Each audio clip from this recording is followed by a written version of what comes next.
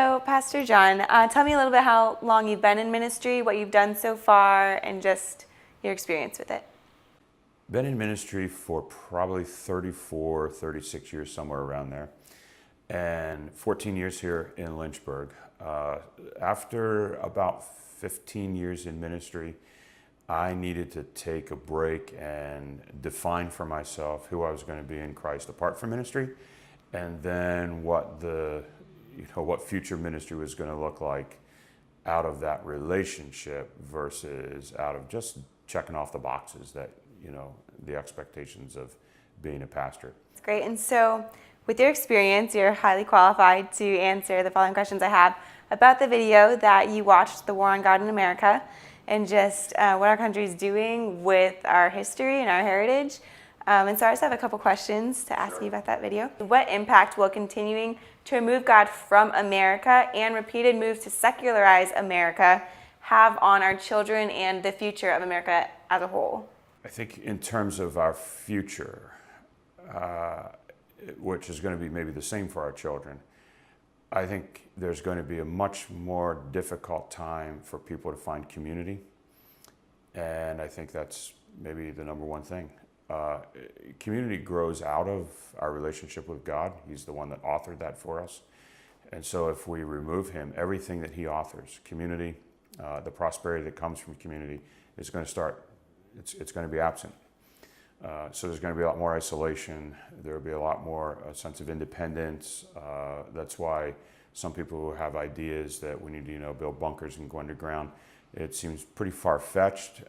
It's not, I don't think, the healthy Christian response, but I totally understand why you feel that, because if you remove God from it, you remove the central core of, you've just removed the author of all things that are healthy and good and prosperous. And so our children are going to grow up in an environment that's going to be hostile towards Christian faith because it's hostile towards the things that don't represent the way people are actually living. So having this godless society, what do you think that will do for an effect on our children and the future of America as a whole? I think that even Christians who have a solid belief in Jesus are going to be less apt to speak about it.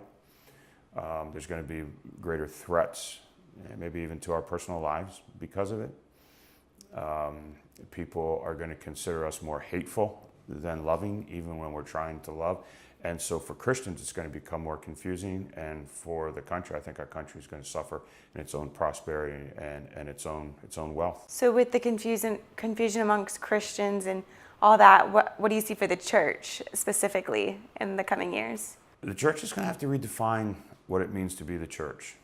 So what's really happened is God's no longer in government. That's one of the key maybe pinnacles or mountains of the universe. But God's no longer in family. That's another one. God's no longer in education. That's another one. God's no longer in media. That's another one. And we're seeing now the beginning of God no longer even being in the church. The church is functioning much more as an organization, as a business.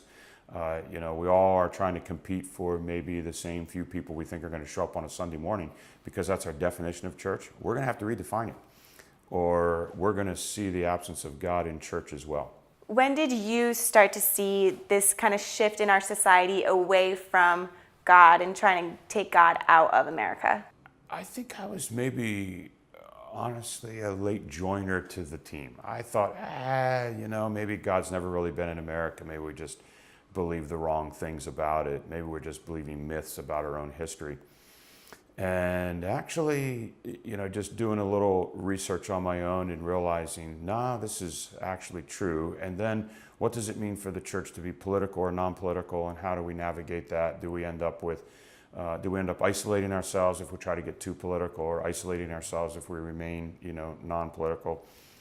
But I think the real issue that maybe forced me to really think hard about it was about 5 years ago. A church leader told me that he was just come from Canada, and he said Canada's trying to figure out if they're going to go to jail for being pastors that refuse to perform marriages for gay people, or if they're going to go ahead and comply with the state. And he said that day's coming to the United States. And I did some serious thinking about it, and I thought, he is absolutely right. It's coming to the United States, because you can't take You can't take God out of the government, pinnacle. You can't take him out of that mountain of influence and take him out of the family mountain of influence and not end up with a mess in the church influence as well, the way the church is going. We got way too dependent on God just being in government. And when you see God no longer in government, you realize, okay, this is going to be a war. There's going to be a battle here that we're going to have to wage. And that's when it really, for me, I really realized, yeah, we assumed God was in government when God was no longer a part of government for years ago. So you're saying with the church deciding to be political or not to be political, do you think it's time for us to be more political and get more active in the government? I think we need to get more active. I wouldn't say we need to get more active in the government in terms of trying to influence elections, that kind of thing. I think we should get more active in trying to get people involved in government, more active in getting people involved in education, in entertainment, in media. We should be the people that are really at the forefront of trying to equip the people who are in media and education and government and family works to try to really equip them to be the best disciples they can possibly be. I think we probably have to concede that we've lost the battleground at the top of the mountain, but we still are involved in the war on the ground, and so we need to be focused on the ground efforts. I guess the big question I'm wondering is why? Why did American government, why did they choose to start taking God out of America? What was the problem they thought that they had to fix by removing God from Article 7 of the Constitution or taking "In God We Trust" off the coin and putting it on the edge? What do you think? I don't know that anyone, I would be surprised, maybe it's true, but I don't think anyone specifically said, let's do this. I think somebody suggested we do it and somebody said it's probably no harm. And no one else said, yes, it is. So one of the things that's happened, honestly, is Satan is at work, constantly at work.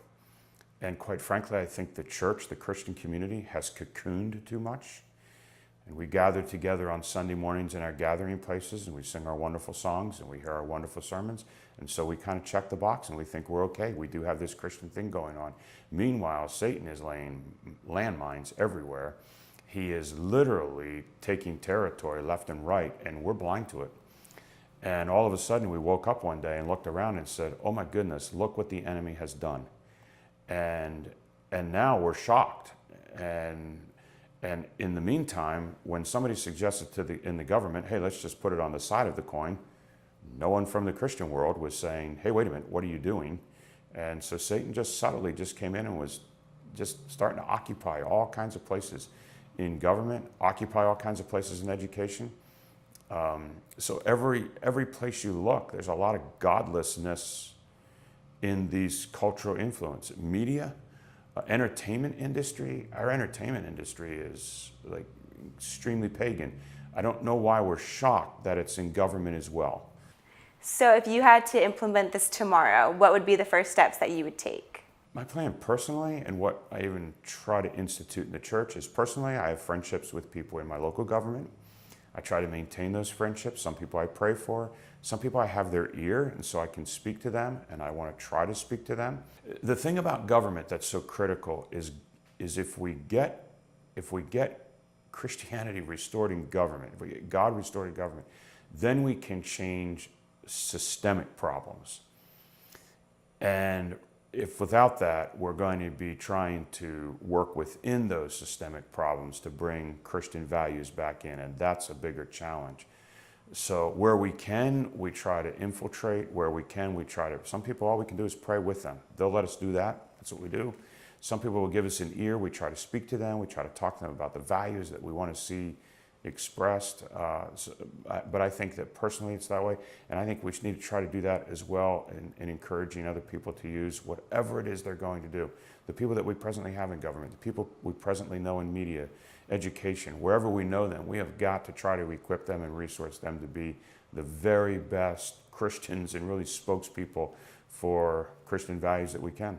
Awesome. Well, thank you so much for your time. It was a pleasure talking to you, and I hope that some things that we talked about are able to take place soon for our country.